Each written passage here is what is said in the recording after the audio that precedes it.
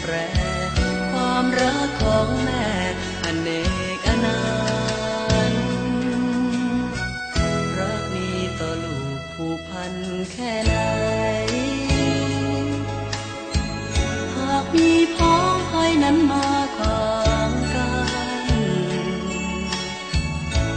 แม้ต้องเสี่ยงภัยถึงสิ้นชีวันแม่ยอมแลกกันเพื่อลูกยา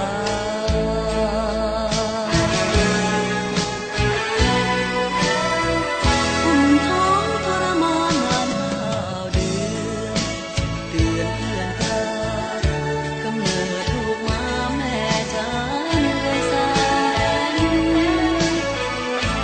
เมื่อเติบโตมาถึงคราทดแท